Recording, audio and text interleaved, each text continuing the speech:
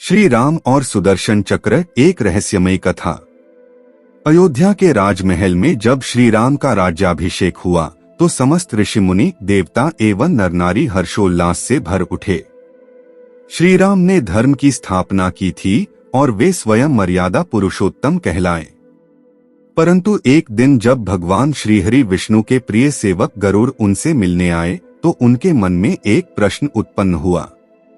गरुड़ जी ने श्री राम से विनम्रतापूर्वक पूछा, प्रभु, आप स्वयं विष्णु के अवतार हैं, फिर भी आपने युद्ध में सुदर्शन चक्र का प्रयोग नहीं किया, जबकि द्वापर युग में आपके ही रूप में श्री कृष्ण ने सुदर्शन चक्र का प्रयोग किया। यह भेद क्यों? श्री राम ने मंद मंद मुस्कान के साथ कहा, गरुड़, यह एक गूढ़ रहस्य है जिसे केवल भक्त हृदय से ही समझ सकते हैं। अतीत की कथा, जब नारद जी ने प्रश्न उठाया। नारद मुनि को भी यह प्रश्न सताया था। वे सीधे बैकुंठ पहुंचे और भगवान विष्णु से बोले, प्रभु, श्री राम और श्री कृष्ण दोनों ही आपके अवतार थे, किंतु श्री राम ने सुदर्शन का प्रयोग क्यों नहीं किया? भगवान विष्णु ने मुस्कुराते हुए उत्तर दिया, नारद, इसका उत्तर जानने के लिए तुम्हें त्रेतायुग के उस प्रसंग को देखना होगा जब स्वयं सुदर्शन चक्र श्री राम से मिलने आया था। सुदर्शन चक्र और श्री राम की भेंट। लंका विजय के पश्चात जब श्री राम अयोध्या लौटने की तैयारी कर रहे थे, तभी सुदर्शन चक्र उनके समक्ष प्रकट हुआ और बोला, प्रभु, मैं आपकी सेवा में उपस्थित हूँ। क्यों न आपने रावण वध में मेरा उपयोग किया? श्री राम ने स्नेहपूर्वक उत्तर दिया, सुदर्शन, यह त्रेतायुग है और मैं यहाँ मर्यादा पुरुषोत्तम के रूप में अवतरित हुआ हूँ।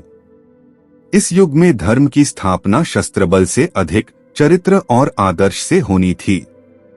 यदि मैं सुदर्शन चक्र का प्रयोग करता तो धर्म की वह मर्यादा भंग हो जाती जो इस युग के लिए आवश्यक थी। सुदर्शन चक्र ने सिर झुकाया और कहा, तो क्या मेरे लिए इस युग में कोई कार्य नहीं? श्री राम बोले, तुम मेरी चेतना के भीतर ही समाहित रहोगे। मेरे कर्म ही सुदर्शन के समान होंगे।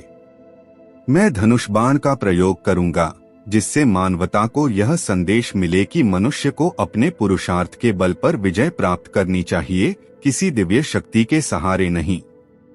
द्वापर युग में परिवर्तन। नारद मुनि ने भगवान विष्णु से आगे पूछा, तो फिर द्वापर युग में श्री कृष्ण ने सुदर्शन चक्र का प्रयोग क्यों किया? भगवान विष्णु ने उत्तर दिया, द्वापर युग में धर्म क्षीण हो चुका था। युद्धों में छल, कपट और अधर्म की प्रधानता बढ़ गई थी।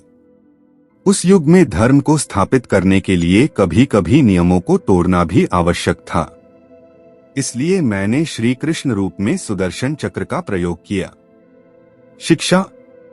इस कथा से हमें यह शिक्षा मिलती है कि हर युग की अपनी आवश्यकताएं होती हैं।